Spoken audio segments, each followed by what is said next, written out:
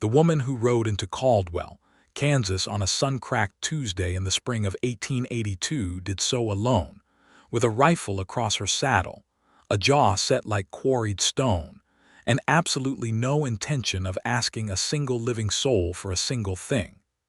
Her name was Dorothy Covington, and she was 26 years old, which was old enough to know that the world had a way of making promises it had no intention of keeping.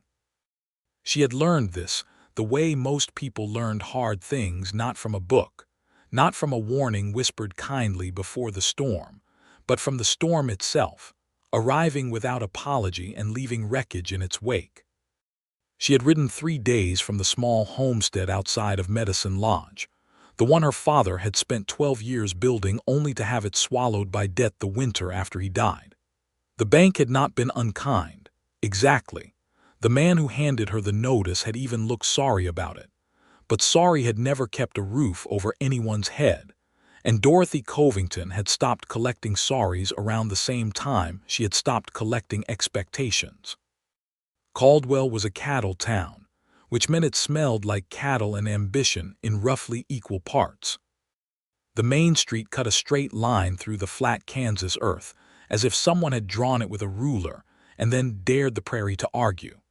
There was a dry goods store, a land office, a hotel with a porch that sagged in the middle, a saloon that never seemed to fully close, and a livery stable at the far end of town where a boy of about 14 was sweeping manure with the earnest misery of someone who had been told it built character. Dorothy tied her horse, a brown mare named Callie, to the post outside the dry goods store and went inside. She needed flour, salt, coffee, and a length of rope.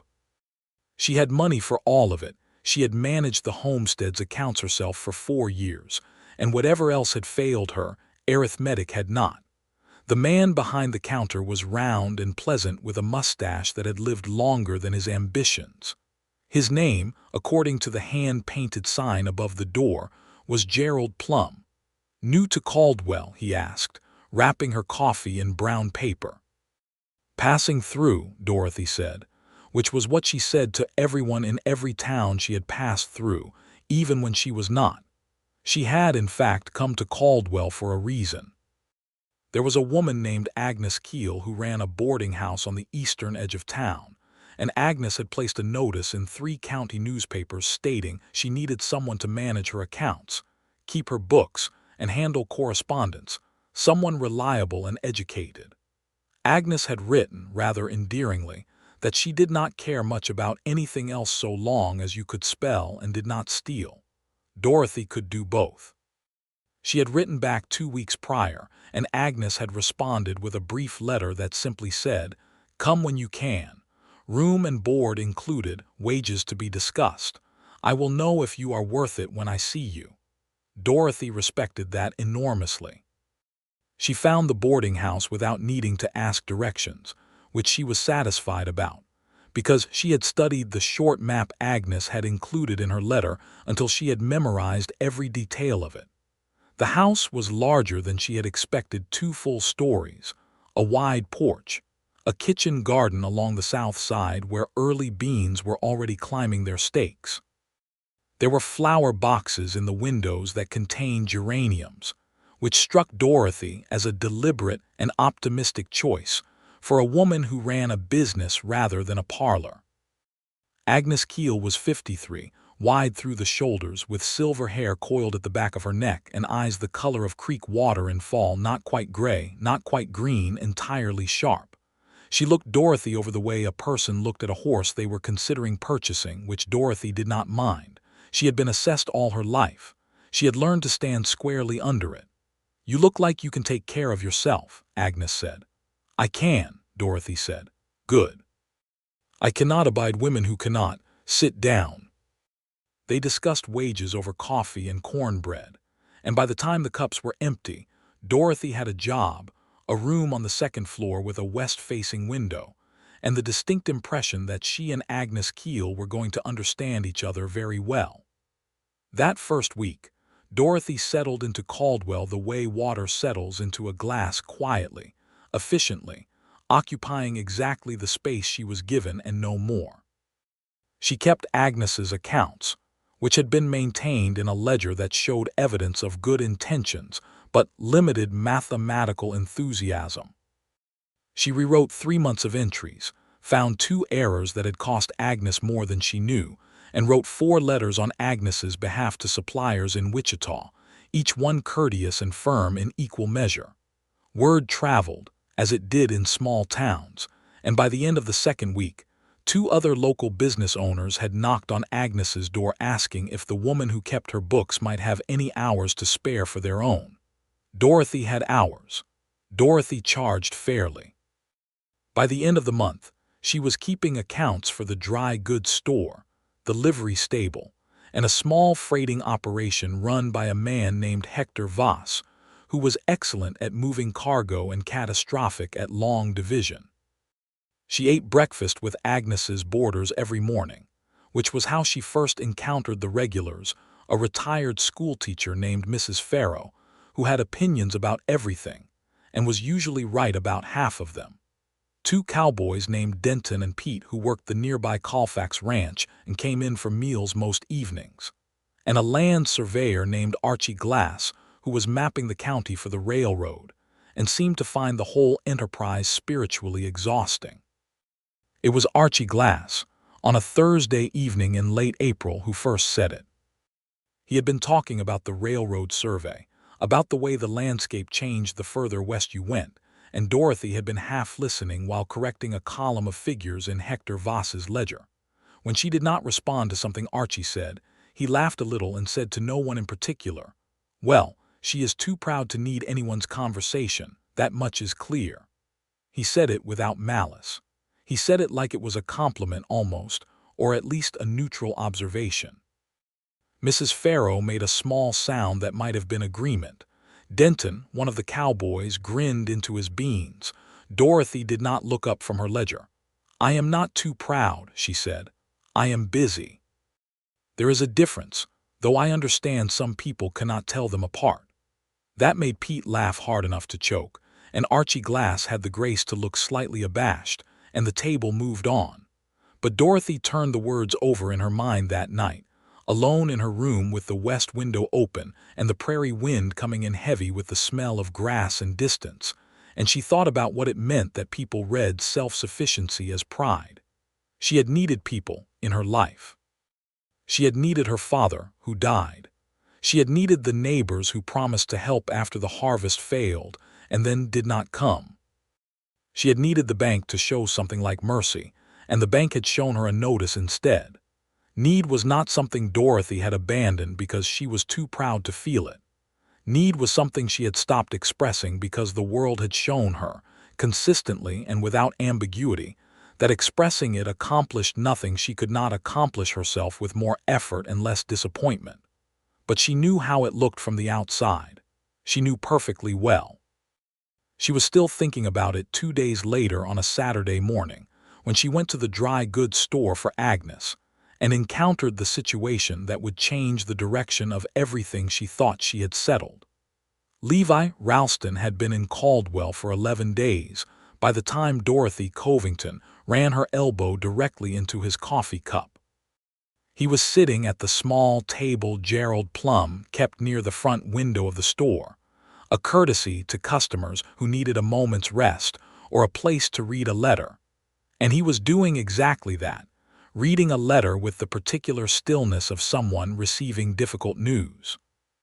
He was 29 years old, lean and brown from outdoor work, with dark hair that needed cutting and the kind of quiet face that showed thought rather than feeling, unless you looked at his eyes, which were a shade of brown warm enough to be almost amber, and which showed everything his face was careful to hide. Dorothy came through the door with her list and her usual forward momentum, and reached for the counter sample display at the same moment she turned to check the shelf, and her elbow caught the rim of his cup with precision that could only have been achieved accidentally. Coffee went everywhere. Onto his letter, onto his shirt, onto his lap, onto the floor. Dorothy said something she generally did not say in public and then immediately said, "I am sorry, I did not see you."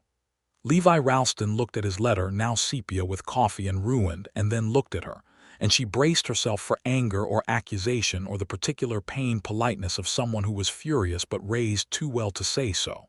He said, "The letter was bad news anyway. I suspect it needed the coffee more than I did." Dorothy blinked. She was not accustomed to responses that disarmed her. "I will replace your shirt," she said. "It is an old shirt," he said. "I will still replace it." Gerald Plum came around the counter with a rag, mournfully blotting the floor, and Levi Ralston stood up and tried to help, which Gerald waved off with the authority of a man who had mopped his own floor for 20 years and did not require assistance. Dorothy handed over the rag she had found on the counter and helped anyway, and for a few minutes the three of them were engaged in the small cooperative act of cleaning up a mess, which was, Dorothy thought, as equalizing as any activity she knew.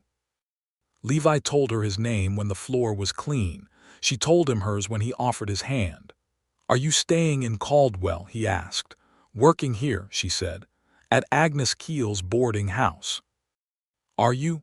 "Hoping to," he said, and something shifted slightly in his expression, not quite guardedness, but a kind of careful measurement, as if he was calculating whether a truth was worth the weight of saying. "I am looking at land. There is a quarter section east of town that the owner is willing to sell.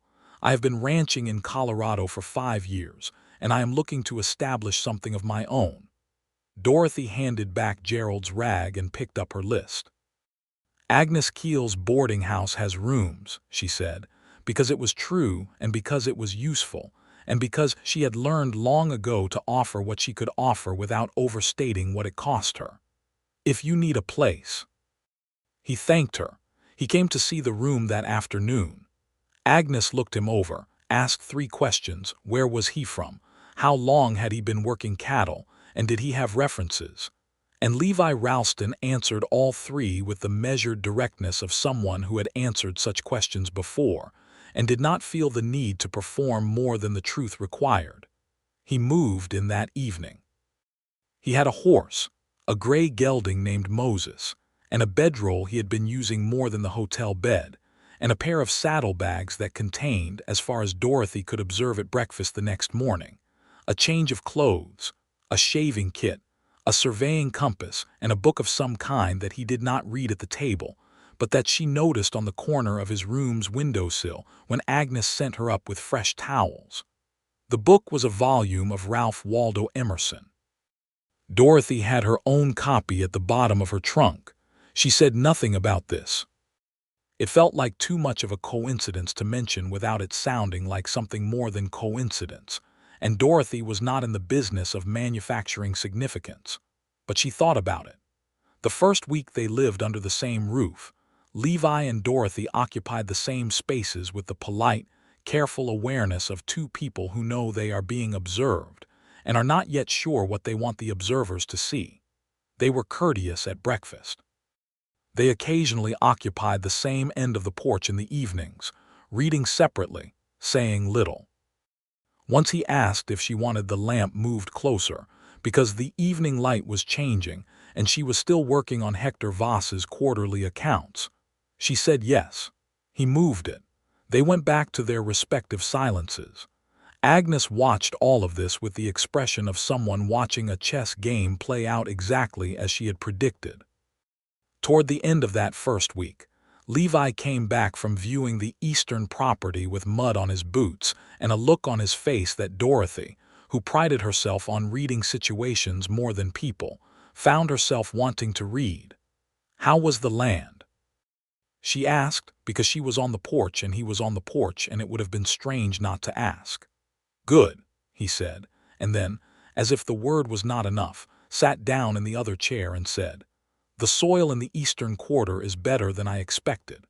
There is a creek that runs year-round if the previous owner is telling the truth, which I believe he is because men do not usually lie about water in Kansas. They know you will find out inside a week. The grass is short buffalo grass mix, which means it can support more head than it looks like. The problem is the fence line, which is nearly non-existent, and the barn, which exists technically but would not survive an honest conversation about whether it constitutes a barn or an aspiration. Dorothy found herself smiling before she had consciously decided to. "How many acres?" she asked. 160, he said. "The price is fair.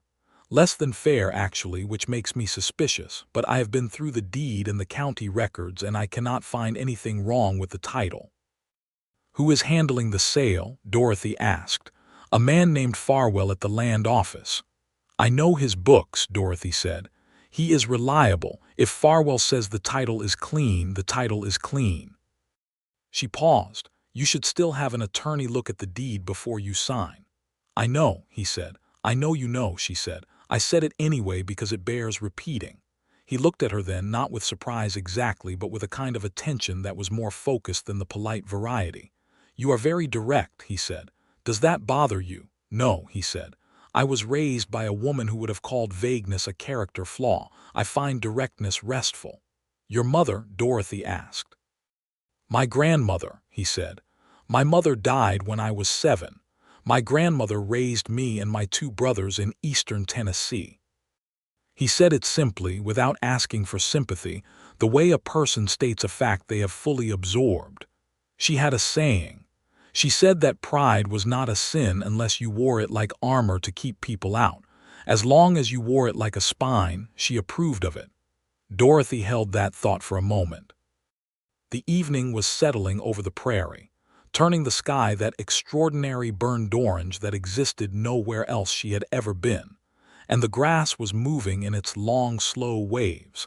And she thought that this man had just described, without knowing it, the exact distinction she had been trying to make to herself for years. "Your grandmother sounds like she was extraordinary," Dorothy said. "She was," he said. "She died 3 years ago. I sent money home every year, but I was not there." He looked at the prairie. "I was in Colorado. You could not have known." "No," he said, "but I still was not there."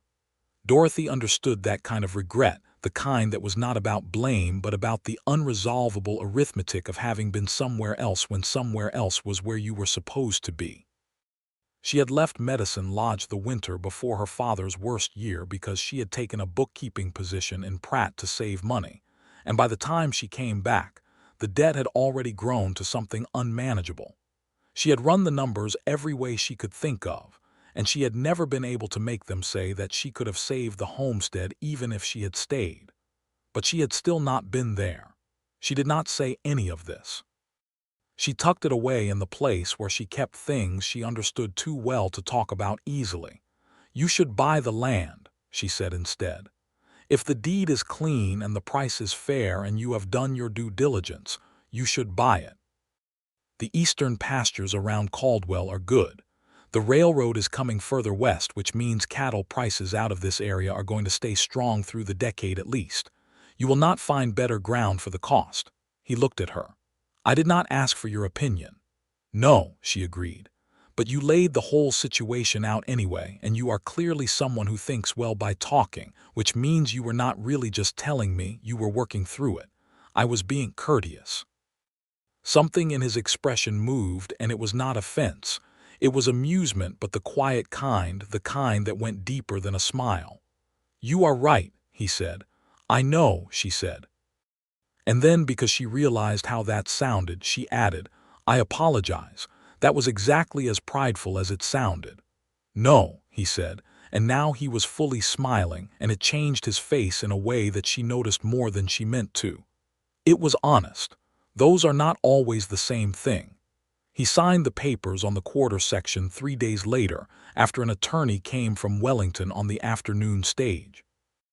Dorothy checked the attorney's written summary when Levi brought it home, because Levi mentioned that the language around the water rights easement seemed less clear than the verbal discussion had been, and she agreed, and she found 2 clauses that needed to be strengthened before the signing. Levi took them back to the attorney the following morning, and the attorney revised them without argument, and the deed was signed that afternoon. Levi told her that evening that she had probably saved him a great deal of trouble with a neighboring property owner further down the road. Dorothy said it was just reading, and Levi said very few people read the way she did, with the attention of someone who expected the language to try to deceive them, and Dorothy said that language often did. May arrived and brought with it the full weight of a Kansas spring, the sky enormous and theatrical, the wind constant, the grass an almost aggressive shade of green that would not last past July. Levi had begun work on his property, coming back to Agnes's in the evenings with the particular tiredness of someone doing physical work they had chosen, which was a different exhaustion than work that was forced on you and felt different on a person's body. He ate more at dinner. He slept deeply enough that Agnes mentioned once, with approval, that she had not heard the floor creak on his side of the house past 9 o'clock all week. Dorothy's work had expanded further. The small bank that had opened on the western side of Caldwell's Main Street had heard about her bookkeeping and asked her to review their quarterly reports for accuracy. She had found enough anomalies in the first review to earn a permanent monthly arrangement, and the amount they offered per month was enough that she quietly did the calculation she had been doing since she arrived and determined that within 18 months, if her expenses stayed where they were and Agnes's wages stayed where they were, she would have enough saved to begin looking at land of her own. She had not told anyone this. She came home one evening in late May to find Levi sitting on Agnes's porch steps in a state that was clearly not his ordinary state. He was sitting forward with his forearms on his knees and his hat in his hands, and there was a look on his face that she recognized not from him, but from herself in mirrors in the years when things were at their worst. It was the look of someone doing math that did not add up. She should have gone inside. She had her own work to do, and it was not her business, and he had not asked. She sat down on the step beside him. She did not say anything. She sat where she sat, and the evening came on around them, and after a long enough quiet that it was clearly intentional and not accidental, he said, "The well." "What happened to the well?" she said. "Collapsed," he said. Not the well itself, the casing. The previous owner knew, which is why the price was less than fair, which is why I should have been more suspicious. He said it without self-pity, which made it worse somehow. I had a man come out to look at the creek, and while he was there he checked the well, and the casing has been failing for 2 years. It needs to be relayed from the bottom. There is a driller in Wellington who can do it, but it will cost nearly what I budgeted for the first year's fencing. Not the attorney's fault, Dorothy said. The deed was for the land.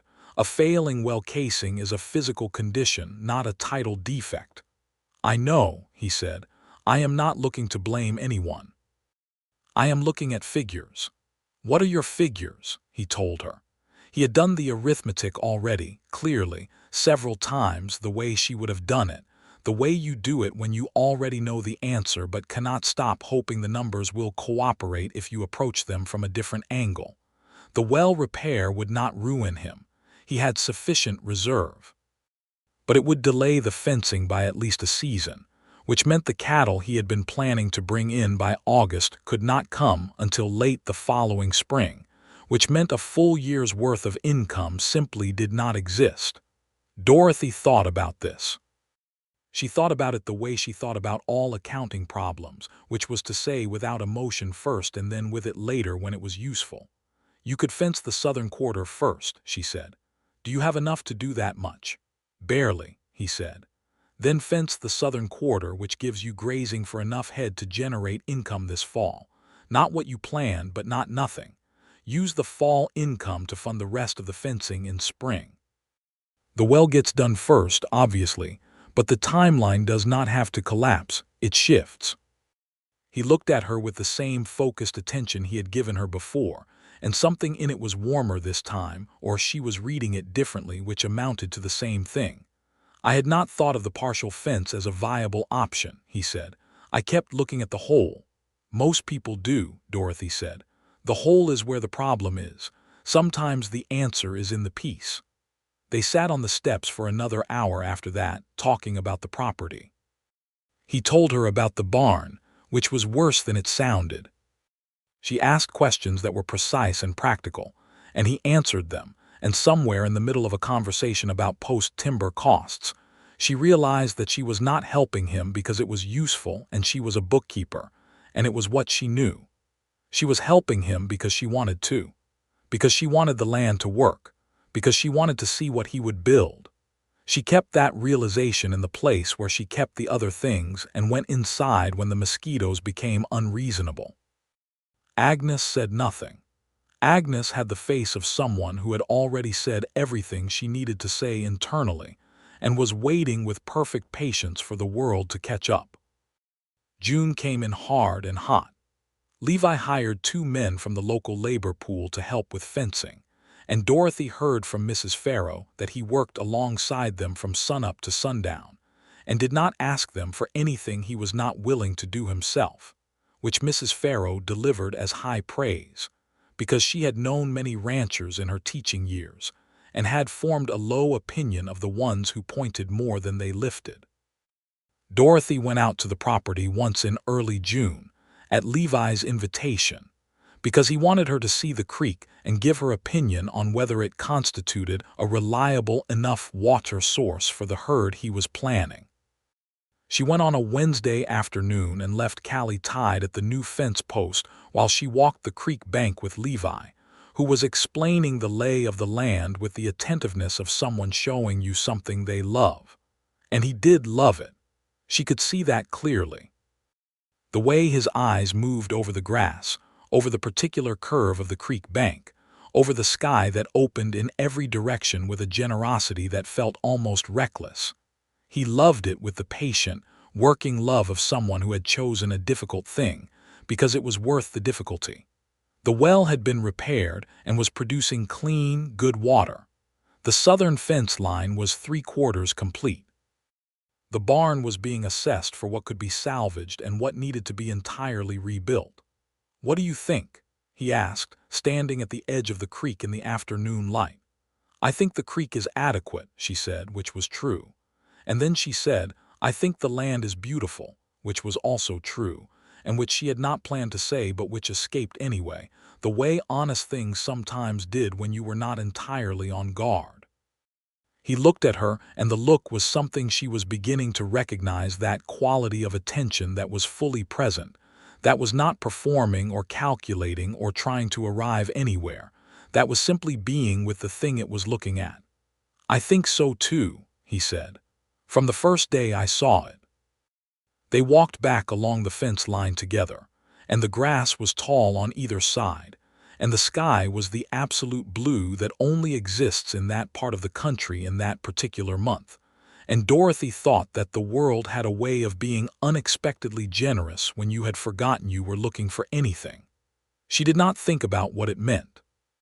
She was very practiced at not thinking about what things meant. But that evening at dinner, when Levi laughed at something Pete the cowboy said about the difficulty of explaining to a horse that a scarecrow was not a genuine threat, Dorothy watched his face in the lamplight and thought, quietly and without drama, and with a kind of clarity that was terrifying precisely because it was clear, that she was in some danger here. She had not expected it. She had not looked for it. She had been perfectly content with the life she was building, the work, the savings, the slow, solid accumulation of something she had made herself, something that did not depend on anyone else's decisions or reliability or continued presence. She had been content, but contentment and happiness were not the same thing. She knew that. She had known it for a long time and had not examined it closely because examining it closely would have required admitting the distance between them. She went to bed that night and stared at the ceiling for a long time. The trouble, as Dorothy saw it, was not feeling.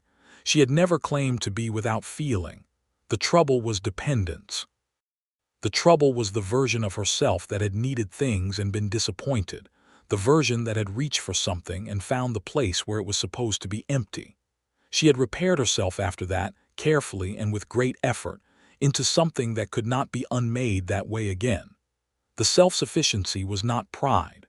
Or it was pride, but it was the kind her grandmother would have recognized, the kind Levi's grandmother had described.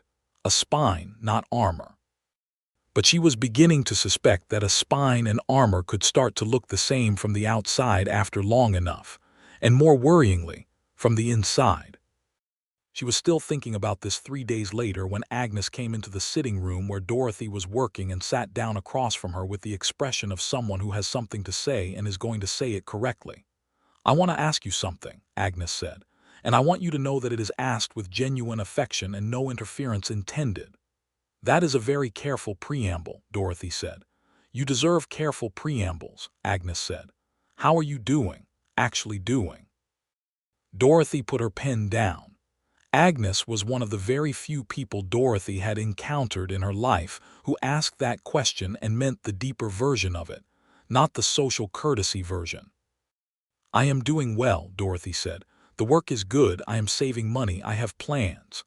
"That is what you are doing," Agnes said. "I asked how you are." Dorothy was quiet for a moment. The sitting room was full of afternoon light and the sound of the street outside, and somewhere in the house a door was open because she could hear the wind. "I am well," she said again, more quietly. "I think there is something I am working out." "Something or someone," Agnes said. Dorothy looked at her. Agnes raised her hand slightly, the gesture of someone who has made her point and is stepping back from it.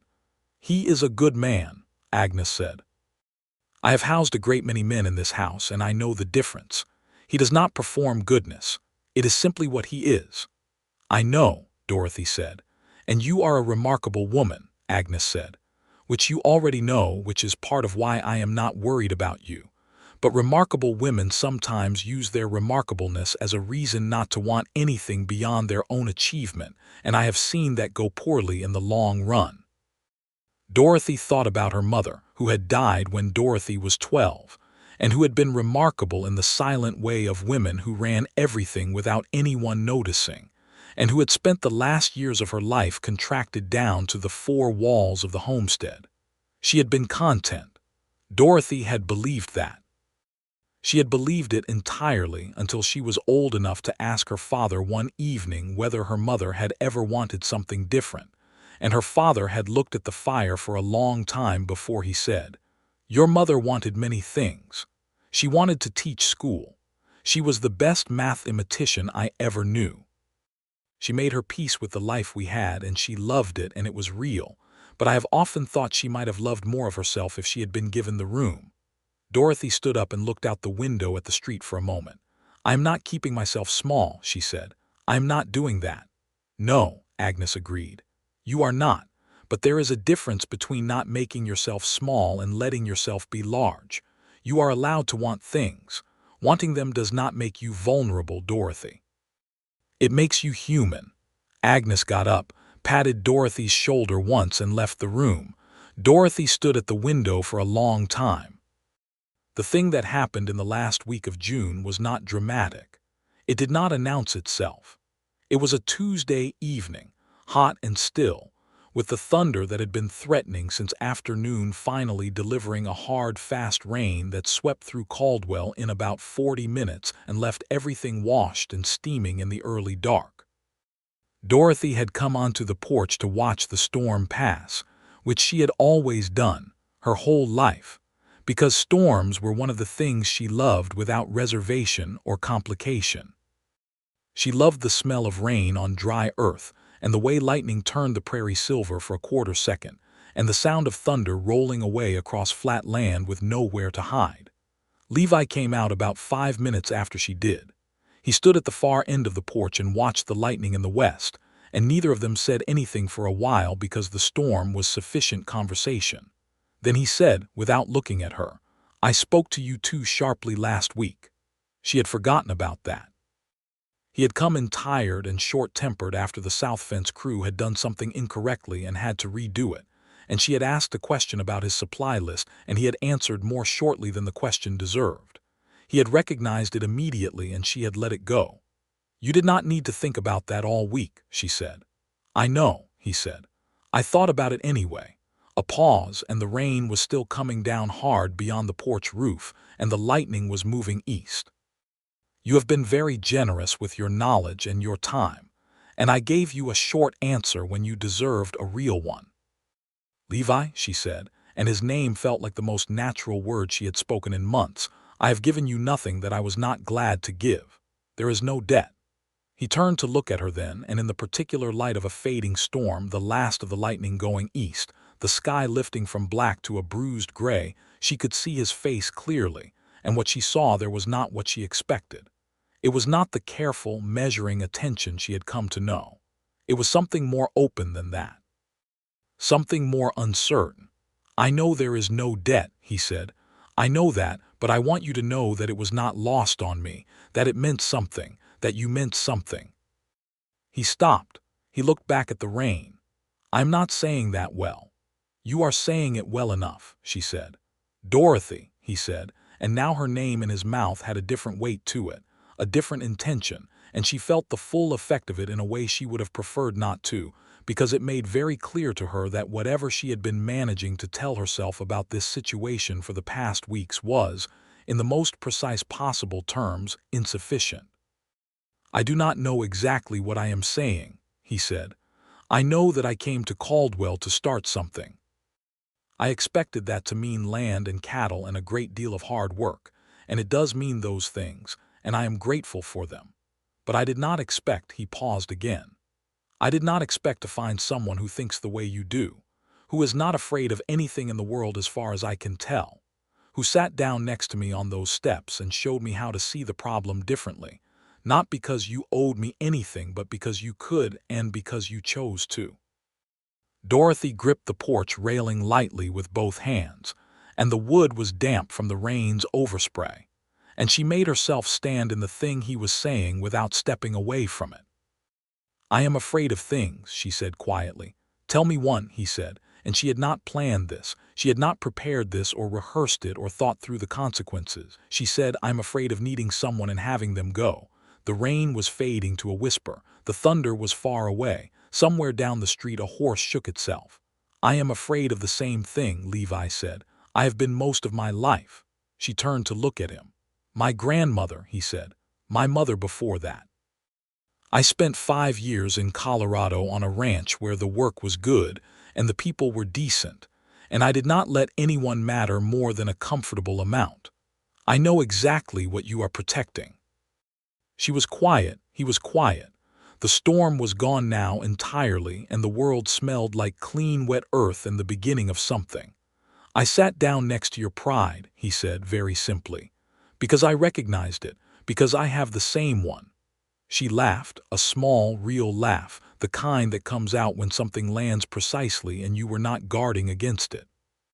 She pressed her hand over her mouth as soon as it escaped, but he had already heard it, and he was smiling with his whole face, the kind of smile she had seen before but not this directly, and it was very difficult to look at with any kind of composure.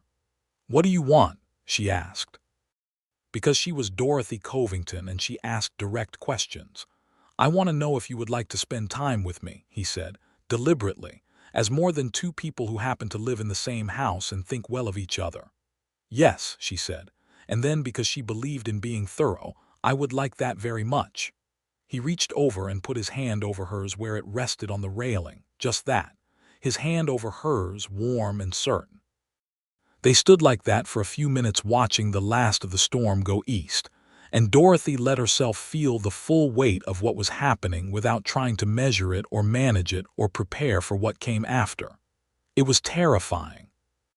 It was extraordinary. July in Kansas was not kind to romance in the conventional sense, being far too hot and far too busy for anything that required sustained tranquility. But it turned out that Dorothy and Levi's particular version of courtship did not require tranquility. It ran very well on the same working energy that had characterized everything else between them. He came into town most evenings. Sometimes they sat on the porch. Sometimes they walked the length of the main street and back, which was what passed for an evening promenade in Caldwell.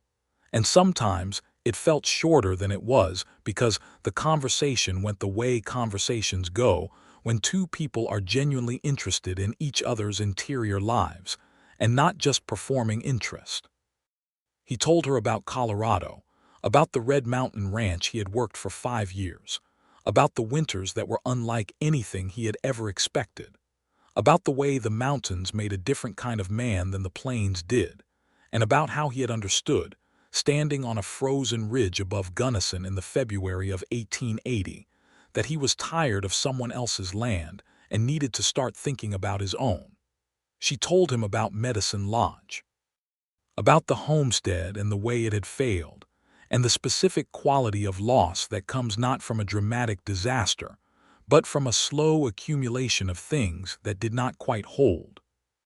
She told him about her father, who had been both tender and helpless in the way of people who love deeply and plan poorly, and about the years she had managed his books and kept the accounts straight and watched it not be enough. She told him about being called too proud to need anyone, and what it meant and where it came from. He listened the way he always listened, with the whole of his attention, and when she finished he said, "You have been taking care of everyone's accounts your whole life. Has anyone ever taken care of yours?" The question surprised her enough that she didn't answer immediately. "In what sense?" she said. "In any sense," he said.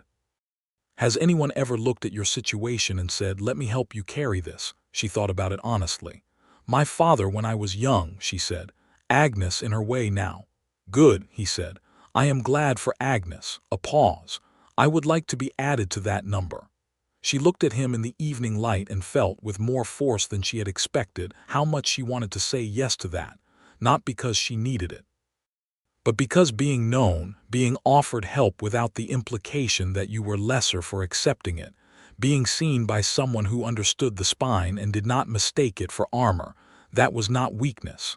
That was something else entirely. "You already are," she said. "You have been for a while." He took her hand, which he had not done before, not like that. The porch had been different, a comfort in a specific moment. This was deliberate. This was in the middle of the main street with Mrs. Farrow 2 doors down, and Gerald plumb visible through his store window, and the whole small world of Caldwell going about its business. And he held her hand and looked at her with those amber-brown eyes that hid nothing when she was close enough to see them properly. "Good," he said. They walked back to Agnes's boarding house holding hands, and nobody said anything, though Dorothy was aware that several people noticed, and she found that she did not mind the noticing. Agnes absolutely did not gloat, but there was something in the way she set the dinner table that evening, the extra careful way she placed the good ironware, the small bowl of wild clover she had put in the center, that was unmistakably celebratory. August came and Levi's cattle arrived, a herd of 42 head he had arranged through a broker in Wichita, drove down by 2 hired hands who stayed in Caldwell for a week while Levi got the operation established. The southern pasture was fully fenced now.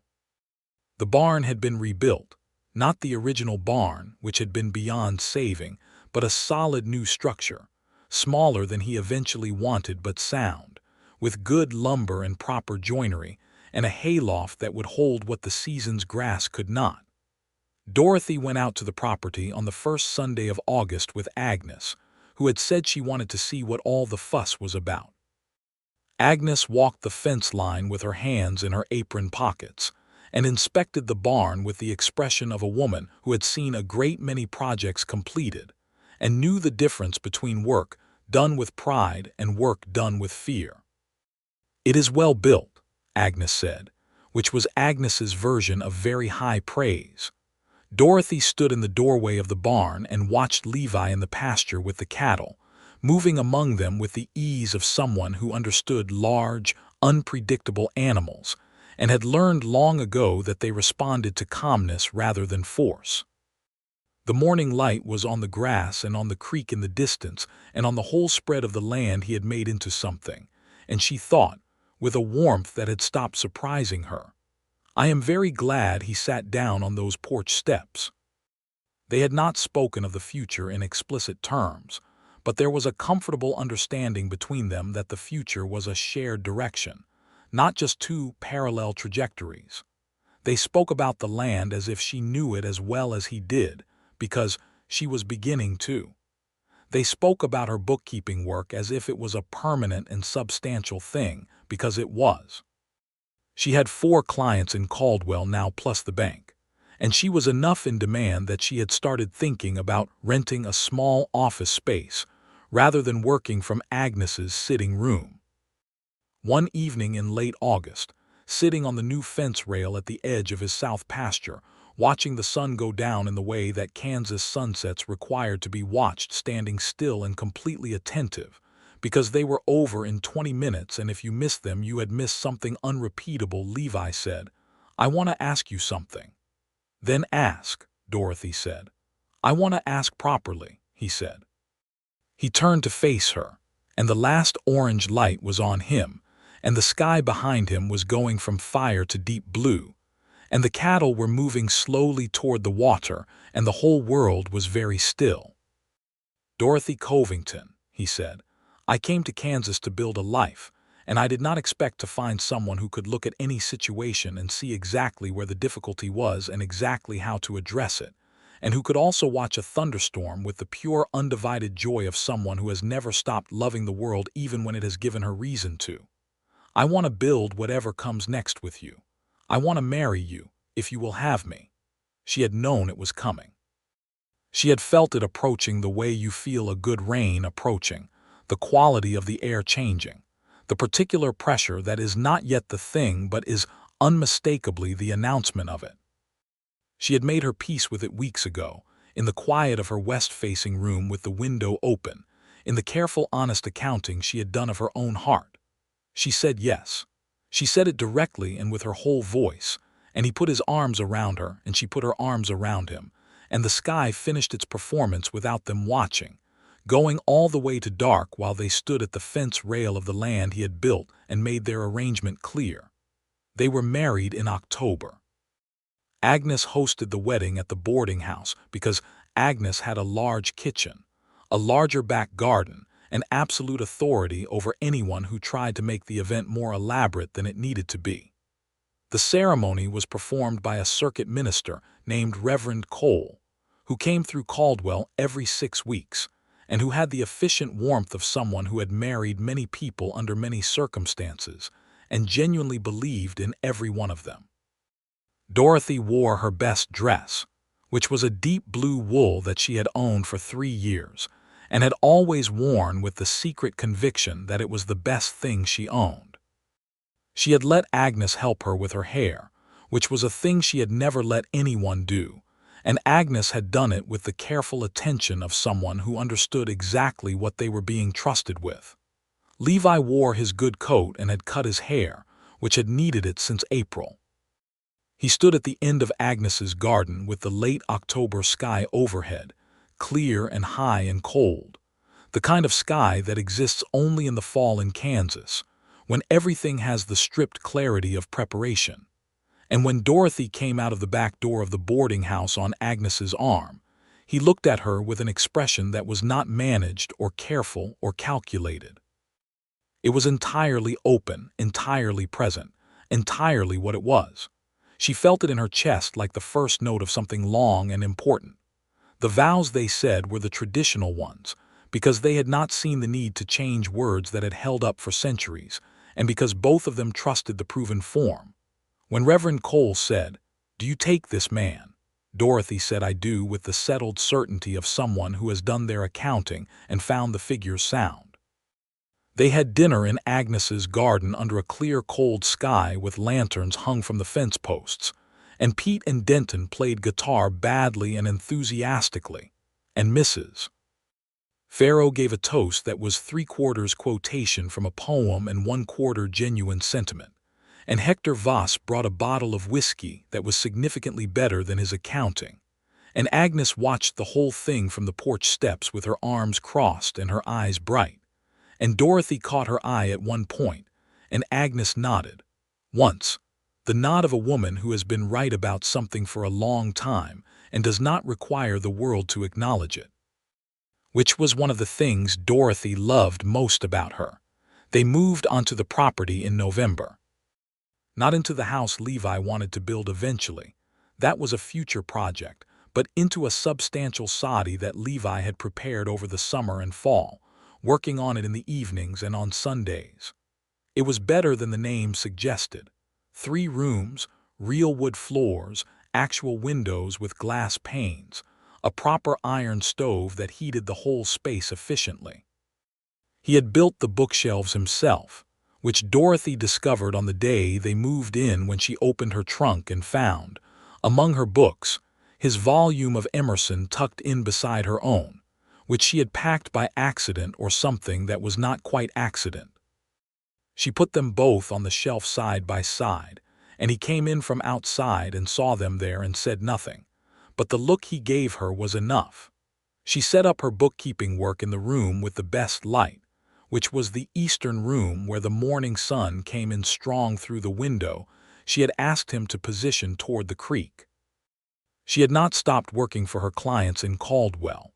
The rides into town were something she did 3 times a week, and she had in fact taken that small office space she had been considering, a single room above the dry goods store that Gerald Plum rented her for a fair price, and that she had cleaned and organized into something efficient and pleasant.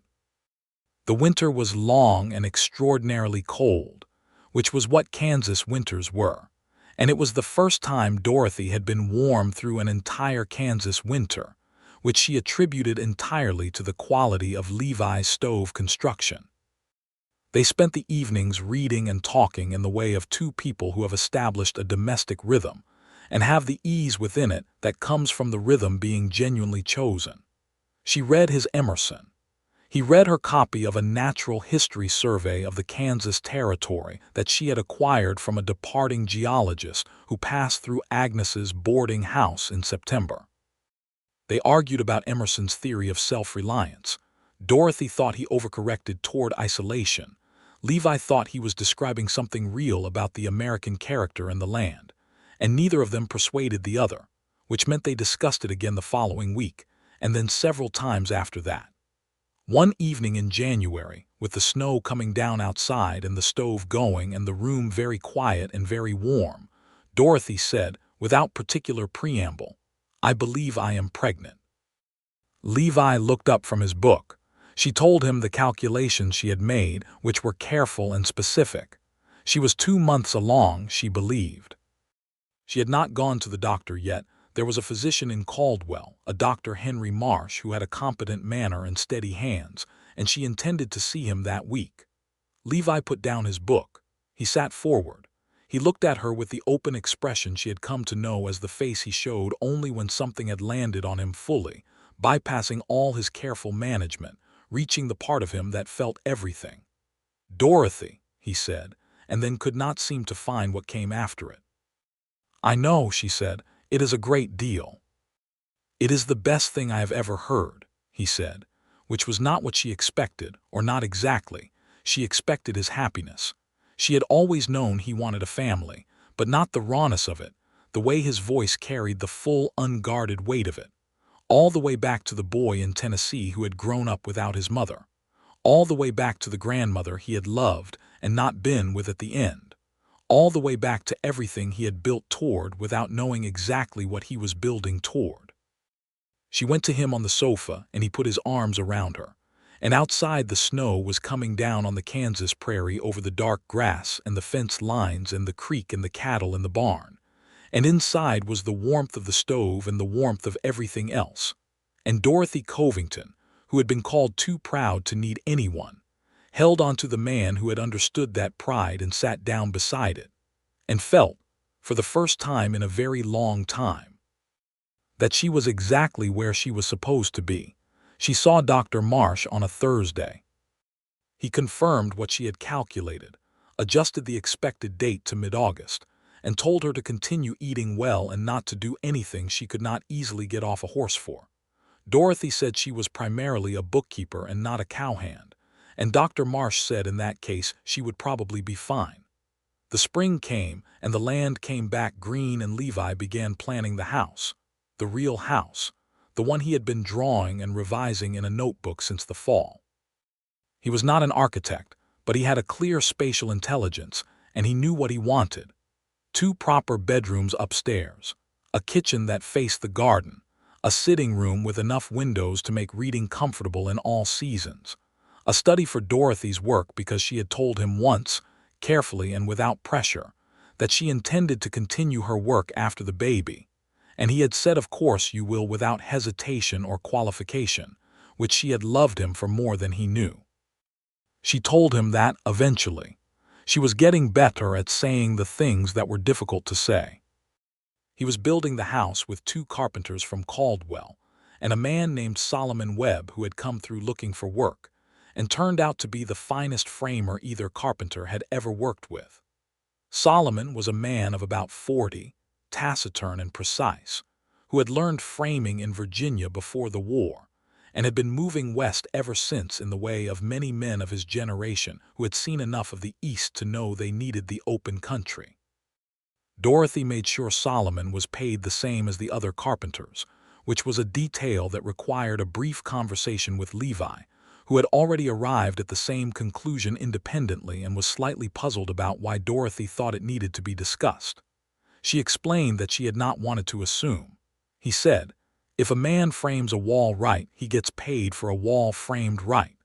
There is no other calculation." She said, "I know, I wanted to hear you say it." He said, "I will say it as many times as needed." She kissed him, which was not something she did in front of carpenters as a general rule, but Solomon and the other 2 had gone to lunch and the house was empty except for them, and it seemed like a reasonable exception. The house was finished in July, 3 weeks before the baby was due. Moving into it felt different from any move Dorothy had made in her life, because every other move had been toward something, toward work, toward savings, toward the next version of safety, and this move was not toward anything. It was into something, into a place that was hers entirely and without contingency, built to the specifications of the life she had actually chosen. She had chosen the wallpaper for the sitting room herself, a small repeated pattern in cream and sage green that Agnes had helped her select from a catalog out of Kansas City. It was a completely impractical choice for a working ranch house, and she loved it without apology. The baby came on a Monday morning in the 2nd week of August, delivered by a midwife named Martha Grundy, who had practiced in Caldwell for 16 years, and who was the most unflappable person Dorothy had ever been in a room with. The birth was long, 12 hours, and not easy, and Dorothy approached it the way she approached everything, with total concentration and the absolute refusal to behave as if the difficulty was larger than her capacity to meet it, which Martha Grundy noted afterward as the most stubborn attitude she had ever assisted. The baby was a boy. He was red and furious and completely himself from the first breath, and Dorothy held him against her chest in the new bedroom of the new house and felt the full dimensions of something she had not anticipated being as large as it was.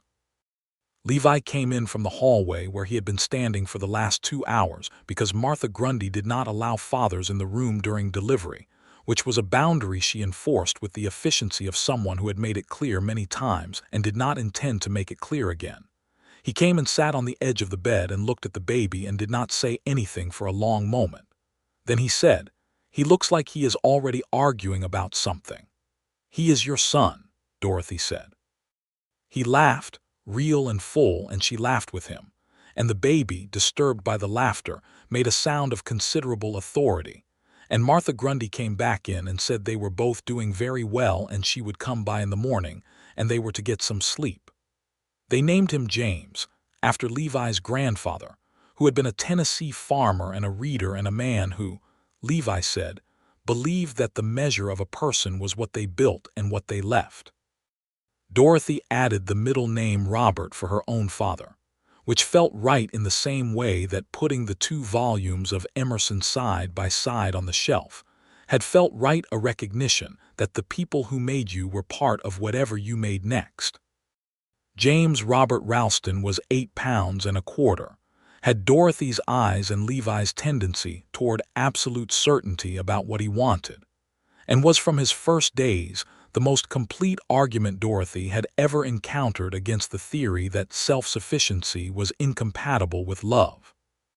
She had thought in her long solitary years that loving someone was a subtraction, a portion of yourself redirected, diminished by the possibility of loss. She had been wrong about that in a way so complete that she was slightly embarrassed she had ever believed it. Loving Levi had not diminished anything. It had expanded everything, including the parts of herself she had thought were fixed in size.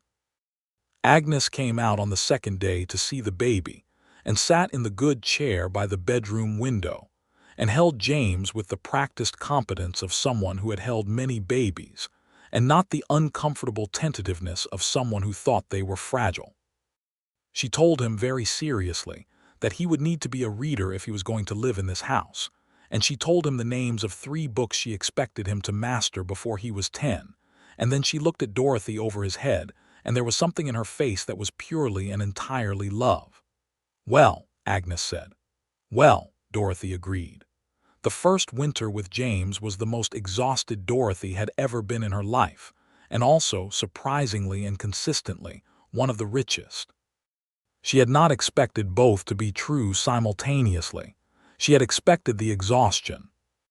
She had not entirely anticipated the particular quality of the richness, which was different from the richness of work and achievement. It was less controlled, more animal, more tied to the body and the immediate moment, the kind of richness you could not plan for or earn, only receive. She went back to her bookkeeping work when James was 10 weeks old, not because she had to, but because she wanted to, and because Levi was there when she worked, and the baby slept in a cradle in the corner of her study, and the whole arrangement suited them well. She was keeping accounts for 7 clients now, including the new mercantile that had opened in October, and the bank had increased her monthly arrangement to reflect the expanding scope of her quarterly reviews. Levi's herd had doubled in size since the first year.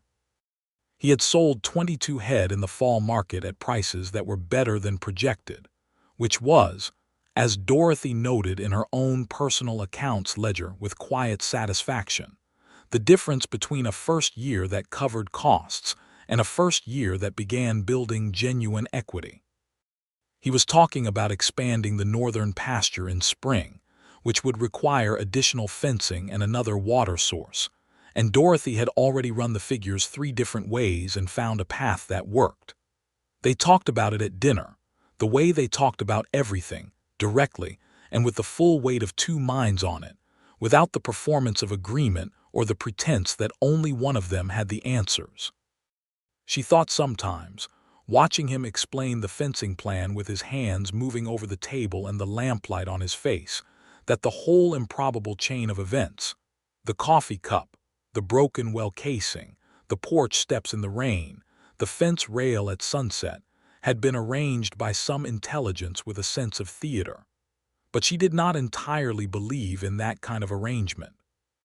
She believed more in the other version, that they had been in the same place at the same time, and both of them had paid attention and both of them had chosen.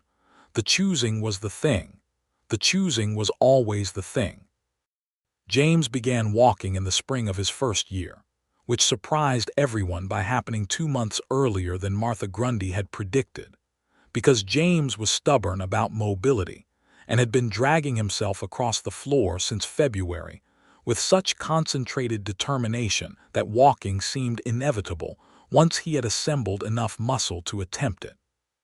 He walked across the kitchen floor on a Tuesday morning in April, fell down, looked at the floor with an expression of personal offense, got back up and walked again.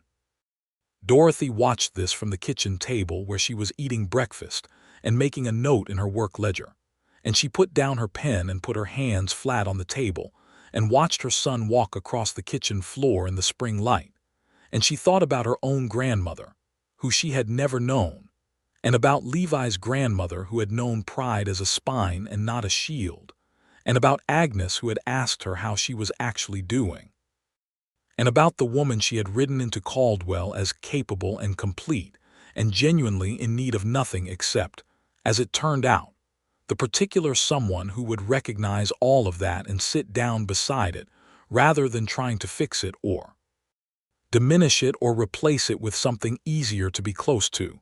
"Levi," she called. He came in from the yard, hat in hand, and saw James standing in the middle of the kitchen floor with the posture of someone who has recently won an argument. "When did that happen?" Levi said. "Just now," Dorothy said. He came and stood beside her at the table, and they watched James take 3 more steps toward the window, toward the light, entirely focused, entirely himself, entirely without concern for what anyone else in the room thought about it. "He is exactly you," Levi said. "He is exactly you," Dorothy said. "Both of us then," he said. "Both of us," she agreed. That summer, Agnes came for dinner every Sunday, which had started as a courtesy, and had become, without anyone deciding it, a permanent arrangement.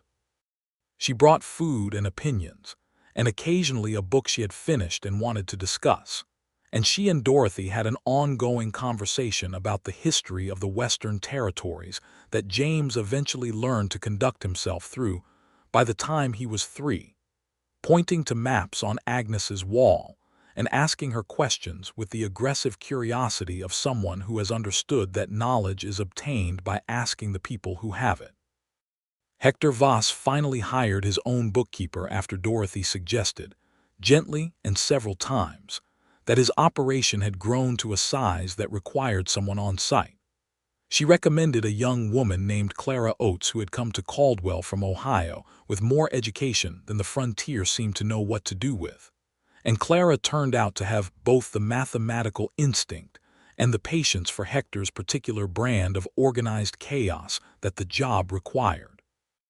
Dorothy trained her for a month and then let her go, and Clara was brilliant at it.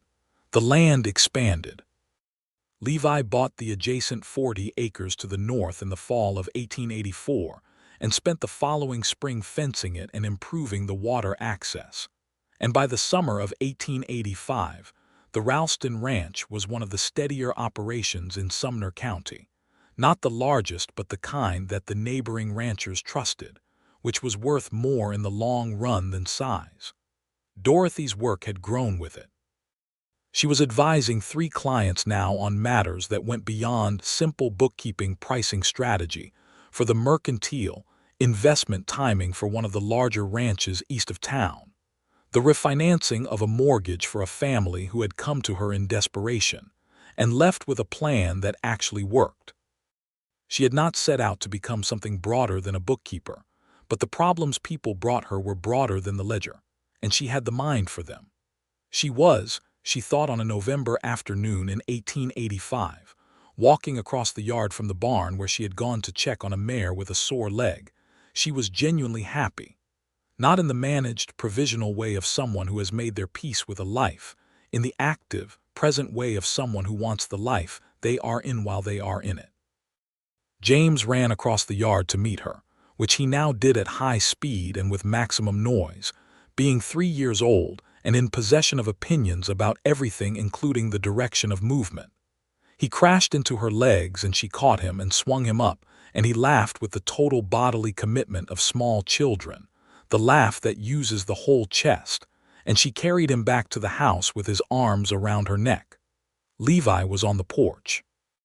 He watched them come across the yard, and he had the open expression she knew, the one that bypassed management entirely. "How is the mare?" he said. "Better," Dorothy said. "She will be fine by the week's end." James, from the authority of her arms, announced that he wanted cornbread in Agnes's house and a horse, possibly in that order, and they laughed and went inside. In the spring of 1887, Dorothy found herself doing calculations of a familiar kind. She confirmed this one at 8 weeks, having become efficient at recognizing the early signs, and she told Levi on a Sunday morning in March while they were eating breakfast and James was playing with blocks on the kitchen floor with the focused intensity he brought to all engineering projects. Levi looked at her over his coffee cup. "Good morning," he said, very calmly. "Good morning," she said. He set down his cup and reached across the table and took her hand in the way he always did, with that same settled certainty she had felt on the porch in the rain 5 years ago now, the certainty that was not performance but simply the state of things. "Are you well?" he asked. "Very well," she said. James looked up from his blocks and announced that he wanted to be involved in whatever was happening, and Levi told him that they were going to have a baby, and James considered this information for a moment, and then asked if the baby would be able to play with his blocks, and Levi said eventually yes, and James decided this was acceptable and went back to his construction. The second baby came in October, a girl, smaller than James had been but fiercer, if such a thing was possible, born with a ready opinion about the temperature of the room. They named her Rose Agnes, the Agnes for the woman who had been the first person to tell Dorothy she was allowed to want things beyond her own achievement, and who cried when they told her the name with the dignified control of someone who was not accustomed to crying and was not going to make a habit of it starting now. Agnes was 63 that year, still running her boarding house, still serving dinner to a full table most evenings, still asking the hard version of easy questions. She came every Sunday and sometimes on Wednesdays when she had something she wanted to discuss. Rose was devoted to her from the earliest age in the complete and proprietary way of small children who have found someone they consider their own particular person, and Agnes bore this devotion with the seriousness it deserved. James was 5 when Rose was born and had already decided he was responsible for her, which manifested as a kind of anxious supervision that was both touching and occasionally obstructive, as when he attempted to instruct Martha Grundy on baby care during one of her follow-up visits, and Martha Grundy told him, with impressive patience, that she had been doing this since before his father was born. The Ralston ranch settled into its fullness over the following years, with the gradual, accumulating richness of something that has been built honestly. There were hard winters and dry summers, and the particular anxieties of people who live off land they have made their own, whose fortunes are tied to rainfall and cattle prices, and the unpredictable decisions of railroad companies in distant cities. There were disagreements between Dorothy and Levi, which were real and sometimes heated and always resolved, because they had both agreed early that whatever they argued about directly and honestly and not around the edges, and they both believed in resolution over position. There was the terrible winter of 1886 to 1887, the same one that devastated ranches across the entire central and northern plains, and the Ralston ranch was not immune. They lost 14 head, and the north barn roof collapsed under a weight of snow that was beyond what the region had seen in a generation.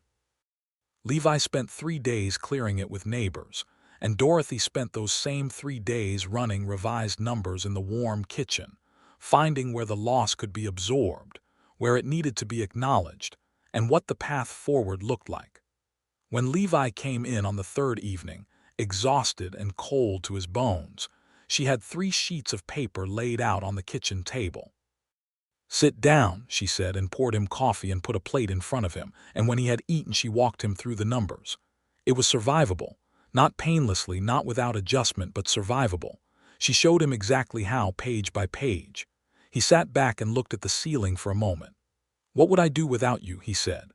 "Not well," she said without pride, as a simple statement of shared reality, and he laughed the way he laughed when something was both true and a relief, full and real. Agnes died in the autumn of 1891, peacefully and in her own bed, having told Mrs. Farrow the previous evening that she was tired and intended to sleep through to a decent hour for once in her life. She was 67. She had run the boarding house for 22 years and had housed over 300 people in that time, not one of whom, as far as Dorothy could verify, had gone away without something they had needed more than room and board.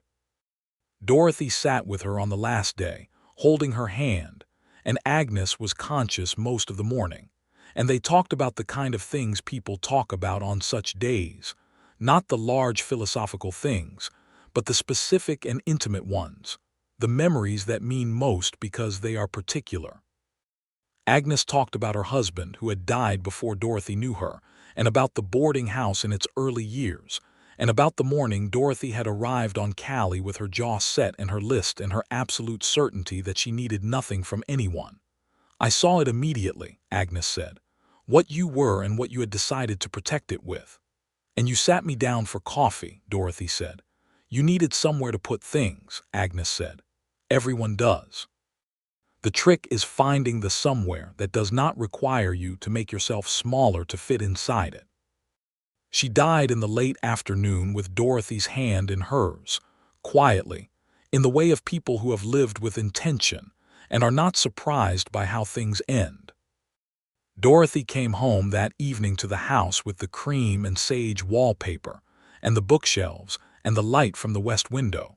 To James at 9 years old helping his father with the evening feeding. To Rose at 4 years old sitting on the porch steps talking to the cat, with the earnest authority of a small person explaining things, to an audience that cannot argue back. Levi came out to meet her when he saw her ride in, and he looked at her face and knew, and said nothing beyond what was needed and put his arms around her. And she stood in the yard of her own land in the October evening, and let herself grieve properly, fully, without managing it into a form that was easier to look at. He held her for as long as it took. James and Rose both came in the spring of the following year to understand the name on the boarding house, Agnes Keels, still, because the new owner had not changed it, and Dorothy had asked them not to. Rose, who was 5 by then and had been absorbing information about Agnes since before she could walk, understood it as a tribute in the way children understand important things, completely and without needing it explained. The years after Agnes's death were full ones. The ranch grew steadily, not dramatically. A dozen more acres in 1893, a new well in 1895, a second outbuilding in 1897. Levi had 2 full-time hands by 1895, and the operation had the stable hum of something that was not large but was entirely sound. Dorothy's bookkeeping work had by this point become something that several other businesses in the county relied on for their quarterly reviews, and she had trained 2 other bookkeepers in Caldwell, both women, both younger, both excellent, which she considered one of her better contributions to the practical life of the town. James was 13 by 1896 and had developed, with no encouragement from anyone that Dorothy could identify, an absolute passion for the mechanics of windmills and water systems, which was a very useful passion for a boy on a Kansas ranch, and which he pursued with a thoroughness that reminded her, with a warmth she could not contain, of herself at the same age studying her father's accounts. He spent 2 summers learning from a windmill mechanic who passed through Caldwell on contract work for the county, and by 15, he knew more about water infrastructure than most men twice his age. Rose was 10 in 1897 and was, by that point, clearly going to be the most formidable reader the family had produced, which was saying something. She had Agnes's habit of reading with a pen in her hand, marking passages she intended to revisit, and she had Dorothy's habit of turning information over until she understood not just what it said but what it implied. She also had Levi's patience and his warmth, and she directed these qualities at everyone in her orbit with a focus that occasionally startled the people on the receiving end. One evening in the spring of 1898, Dorothy sat in her study at the desk Levi had built her, with the window open to the evening air and the sound of the children somewhere in the yard, and the distant sound of Levi talking to one of his hands about something near the barn. The lamp was lit. Her ledger was open. The accounts were in good order. She was 42 years old. She was, she thought, doing the honest arithmetic one more time, as she had done in the kitchen of the boarding house 16 years earlier with Agnes's voice still in her ear. She was happy. Actually, thoroughly, groundedly happy. Not the kind that required anything further to be complete. Not the kind that was hoping for something else. The kind that is the thing itself, arrived at and recognized. She heard Levi come in through the back, heard him pour water from the pitcher, heard the familiar sound of him moving through the house in the way she had memorized over 15 years of sharing it. He came to the study doorway and looked in, and she looked up, and they were simply themselves for a moment, the 2 of them in the lamplight in the house they had built. "Are you finishing up?" he said. Almost, she said. 15 minutes. He nodded and went to put the water on for coffee, which he always did when she said 15 minutes, because 15 minutes was 15 minutes and coffee would be ready. She turned back to the ledger and made the last 3 entries and closed it. The accounts were clean. Everything balanced. Everything that needed to be resolved had been resolved, and everything that had been built was solid and sound and was, when you added it all up, exactly what it was supposed to be. She put out the desk lamp and went to the kitchen where the coffee was ready and Levi was sitting at the table reading. And outside the window the Kansas night was doing what it always did, spreading itself out over the flat dark earth in all directions, enormous and indifferent and full of stars. She poured 2 cups and sat down across from him, and he looked up from his book, and she looked at him, and there was nothing between them that needed to be said that had not been said, and nothing that needed to be resolved that had not been resolved, and everything that had begun on a porch in the rain with a man recognizing pride and sitting down beside it had become, over the years, this. 2 people at a kitchen table in a house they had built on land they had chosen, in a life that was the one they had made together, balanced and clear and fully their own. He reached across the table and she took his hand, and through the window the stars went on and on over the prairie, and inside the house their children slept, and the coffee was warm between their palms, and the night was quiet, and everything was exactly right.